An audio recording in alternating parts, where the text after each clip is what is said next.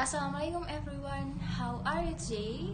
I hope you happy, great, and stay healthy for this condition. Okay, we are from group 2 will present kurikulum terpadu dalam pembelajaran bahasa Inggris berbasis tema bagi pembelajar SD.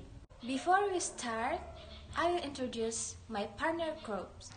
Okay, for the first is me, Nur Fadila, and the second is Nur Nalifa, and the third is Mutiara, and the fourth is Rizky Ramadhani, and the last is Nurul Muntasya.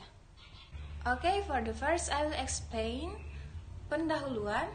Dalam pembelajaran bahasa kedua atau asing, dua persoalan yang dihadapi oleh para ahli dan praktisi kurikulum dan pembelajaran adalah kememadaian pajanan bahasa dan motivasi belajar dalam proses pembelajaran bahasa tersebut. Persoalan dalam 3 dekade terakhir dicoba direspon oleh para ahli dan praktisi pengembangan kurikulum bahasa dengan mengenalkan model kurikulum terpadu dalam pembelajaran bahasa asing. Di tanah air, model telah diterapkan antara lain dalam pembelajaran IPS dan IPA terpadu di jenjang pendidikan dasar yang dirintis oleh Proyek Pendidikan Guru Sekolah Dasar atau biasa disebut dengan PGSD. Dalam pembelajaran bahasa Inggris dan bahasa asing lainnya, bentuk kurikulum terpadu secara terbatas diperkenalkan dalam implementasi kurikulum tahun 1994. Dalam 5 tahun terakhir ini, model pembelajaran dwi bahasa yang mengadopsi pendekatan integrasi antara bahasa sasaran dengan konten mata pelajaran diterapkan di sekolah rintisan.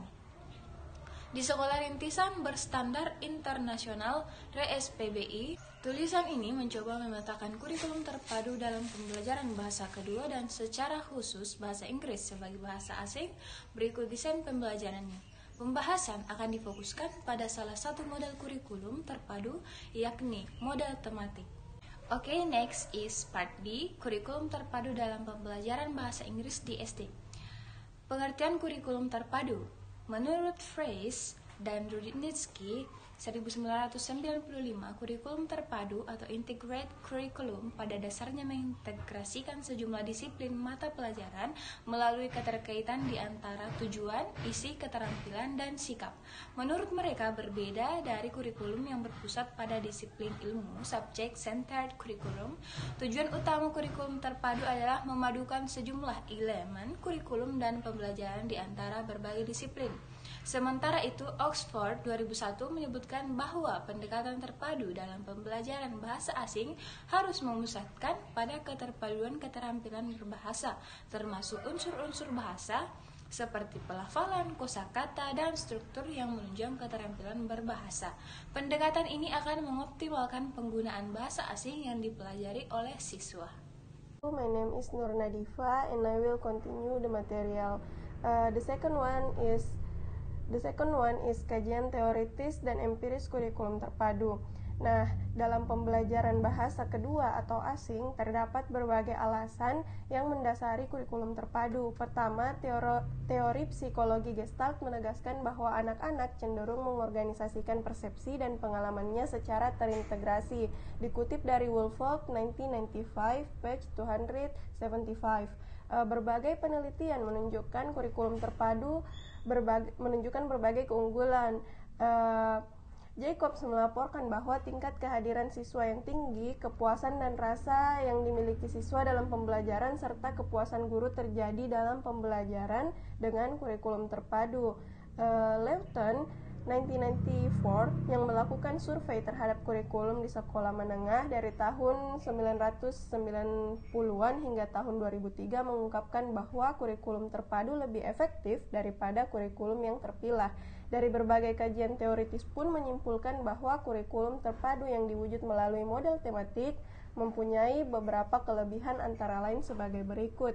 Yang pertama, kontak. Nah, di sini memberikan keleluasaan baik kepada guru maupun siswa untuk mengembangkan keluasan dan kedalaman dalam kurikulum serta memberikan kesempatan kepada siswa untuk lebih terlibat dalam pembelajaran. Nah, yang kedua itu koherensi. memberikan peluang terwujudnya pengalaman belajar yang melibatkan baik aspek-aspek kognitif, psikomotor maupun afektif, atau dalam konsep Gardner melibatkan inteligensi jamak, multiple intelligences.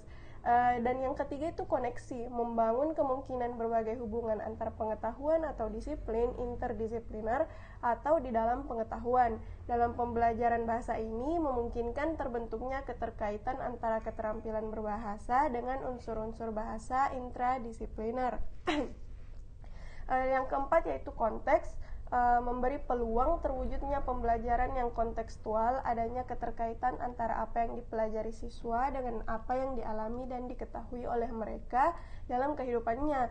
Nah, ini sejalan apa yang disarankan dalam implementasi kurikulum tingkat satuan pendidikan yang menganjurkan unsur-unsur keterampilan hidup, life skill di dalamnya. Nah, yang kelima, kooperasi, membangun proses pembelajaran berdasarkan kerjasama antara guru dengan siswa dan siswa dengan siswa, hingga terbangun komunitas warga belajar, a community of learner, di dalam kelas. Karena itu prinsip pembelajaran kooperatif, cooperative learning, mewarnai model tematik.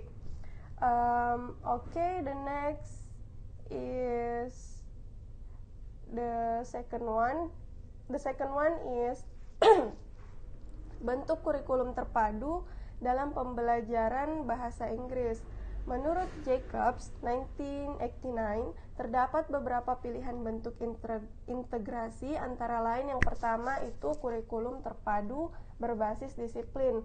Nah, keterpaduan antara disiplin, di sini keterpaduan antara disiplin dalam kurikulum. Yang kedua, bentuk paralel. Dua mata pelajaran dipelajari melalui keterkaitan peristiwa. Dan yang ketiga itu interdisipliner. Beberapa mata pelajaran dipadukan melalui tema. Dan yang keempat, kurikulum terpadu, yakni keterpaduan mata pelajaran dan tujuan serta kegiatan yang berkaitan dengan isi, keterampilan, proses, dan sikap. Dalam pembelajaran bahasa, menurut Oxford tahun 2001 dan Ricard serta Rogers tahun 2001, bentuk kurikulum terpadu terdapat dalam dua jenis, yakni pembelajaran berbasis isi, content based instruction, dan pembelajaran berbasis tugas, test based instruction. Yang pertama menekankan pembelajaran isi melalui bahasa, sementara yang kedua memusatkan pada melakukan berbagai kegiatan dalam penggunaan bahasa secara komunikatif.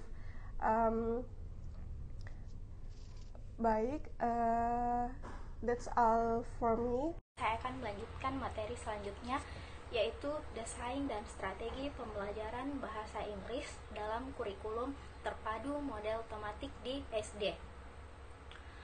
Desain pembelajaran merujuk pada penyusunan rancangan program pembelajaran yang mencakup berbagai tahapan, mulai dari tahap perencanaan, perumusan tujuan, serta peranan guru dan siswa dalam interaksi belajar mengajar, hingga peranan evaluasi dalam pembelajaran.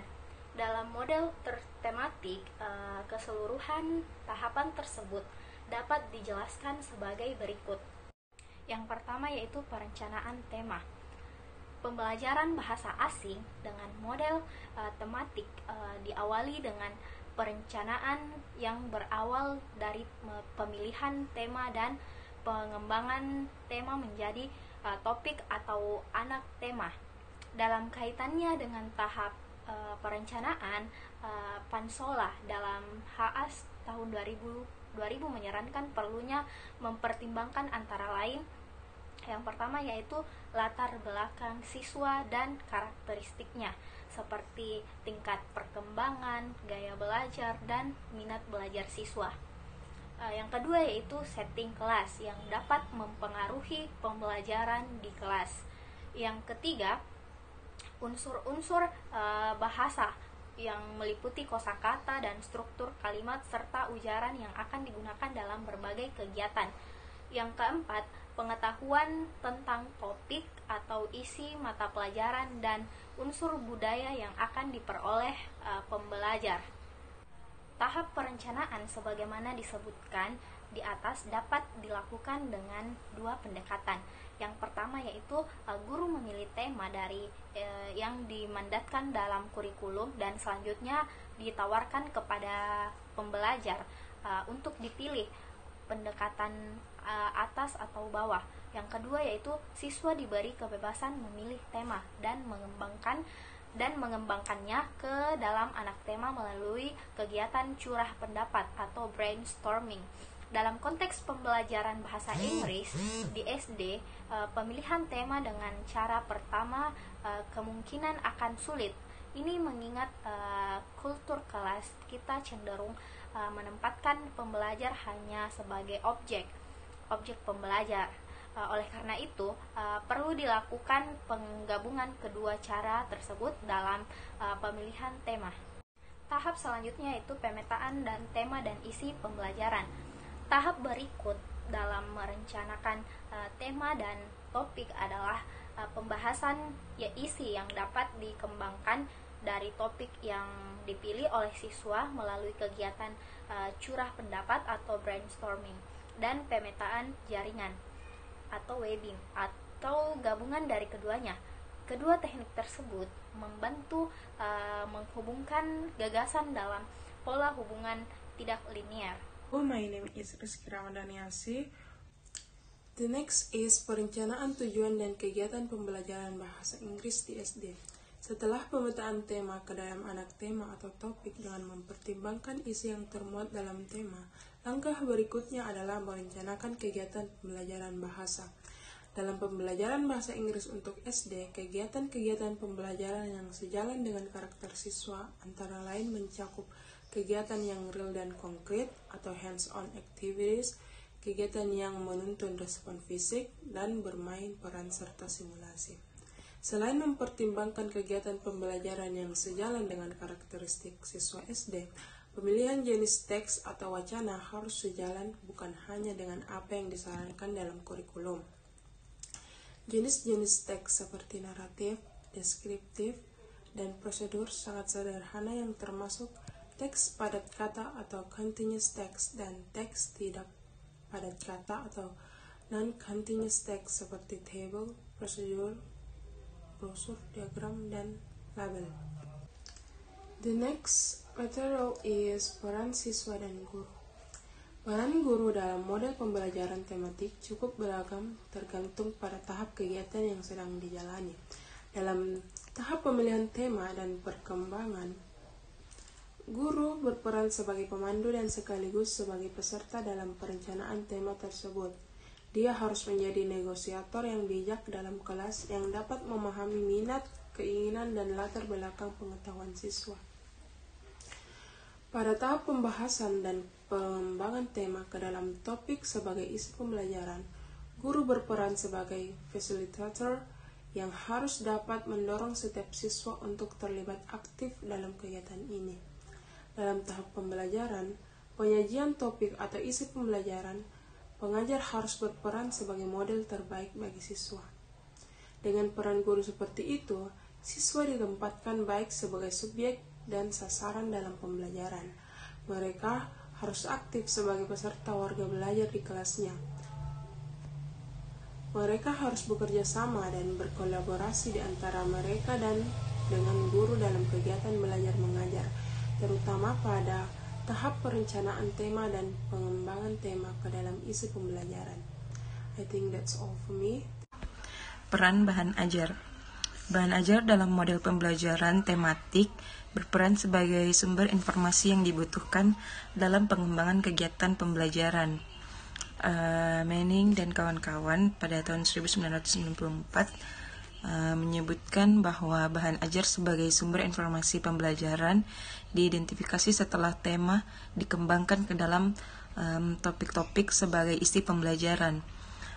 Bahan ajar yang digunakan mencakup baik yang otentik, apa yang berkembang dalam kehidupan pembelajar, maupun yang semi-otentik yang dikembangkan dan direkayasa oleh pengembang bahan ajar. Bahan ajar diambil dari sumber-sumber tercetak seperti buku teks, ensiklopedia, dan buku-buku yang berkaitan dengan tema yang dipilih dan dikembangkan. Peta, buku cerita, brosur, dan leaflet yang berkenan dengan tema. Selanjutnya adalah peran evaluasi. Menurut Manning dan kawan-kawan, untuk evaluasi proses dan hasil belajar diterapkan baik asesmen atau pengumpulan data dan evaluasi atau analisis data yang terfokus baik pada proses pembelajaran maupun hasil belajar. Kegiatan evaluasi dalam pembelajaran model tematik dilakukan baik selama pembelajaran berlangsung maupun pada akhir kegiatan pembelajaran. Oleh karena itu, evaluasi pembelajaran tidak bergantung pada salah satu jenis evaluasi. Peran evaluasi dalam pembelajaran model tematik mencakup yang pertama memperoleh balikan atau feedback bagi perbaikan dan perencanaan ulang pembelajaran. Yang kedua, memastikan seberapa jauh seluruh aspek yang tercakup dalam pembelajaran dapat dicapai berdasarkan tujuan yang dirumuskan dalam pembelajaran. I think that's all. Okay, before we close the presentation, let me explain the conclusion atau kesimpulan. Nah, kesimpulan dari materi ini yaitu kurikulum terpadu dalam pembelajaran bahasa, khususnya bahasa Inggris, telah diterapkan secara terbatas dalam kurikulum 1994 melalui model pembelajaran bahasa Inggris berbasis tema. Berdasarkan pengalaman dan interaksi penulis dengan para guru di sekolah, dapat disimpulkan adanya ketidakjegaan dalam penerapan model ini. Penyusunan desain pembelajaran tidak dilakukan berdasarkan prinsip dan tahapan disarankan dalam model tersebut, sebagaimana dijelaskan pada uraian di materi ini. Terlihat dalam pemilihan dan pengembangan tema ke dalam anak tema atau topik. Tema tidak dipilih berdasarkan keterkaitan dengan pengetahuan, lingkungan, dan minat pembelajar. Kedua, pembelajaran yang diterapkan kurang mengintegrasikan keterampilan bahasa, misalnya keterampilan mendengarkan dengan keterampilan berbicara. Ketiga, pembelajaran dilaksanakan cenderung berpusat pada pendalaman konten, tema atau topik, dan bukan pada upaya menempatkan tema dan anak tema sebagai pengintegrasi dan sarana untuk mengembangkan keterampilan bahasa yang menjadi salah satu tolak ukur dari kemampuan berkomunikasi. Keempat, interaksi guru dengan pembelajar cenderung berlangsung satu arah. Dalam perencanaan dan pengembangan tema ke dalam anak tema pembelajaran tidak terlibat sama sekali. Keterlibatan siswa dalam pembelajaran tidak menonjol. Kelima, bahan yang diajar dikembangkan kurang memperhatikan keterkaitannya dengan lingkungan pembelajaran, atau bahan-bahan ajar yang otentik kurang banyak digunakan. Terakhir, evaluasi pembelajaran terlalu berfokus pada satu keterampilan berbahasa dan mengabaikan evaluasi pembelajaran terintegrasi. Sementara itu, studi terhadap pembelajaran bahasa Inggris dengan model ini dengan mempertimbangkan segenap prinsip dan tahapannya memperlihatkan hasil sebaliknya. Kajian yang dilakukan penulis di 4 SD di Bandung Selatan memperlihatkan bahwa model tematik dapat menghasilkan antara lain tingkat keterlibatan siswa dalam pembelajaran yang lebih baik dibandingkan dengan model konvensional atau kurikulum terpilah, dan keterampilan bahasa lisan mendengarkan dan berbicara yang juga lebih baik. Okay guys, I think that's all from our presentation, and I hope you understand from our material. And okay, if you have a question, let's move to our group WhatsApp. Thank you very much. Don't forget to stay healthy everyone. Wassalamualaikum warahmatullahi wabarakatuh.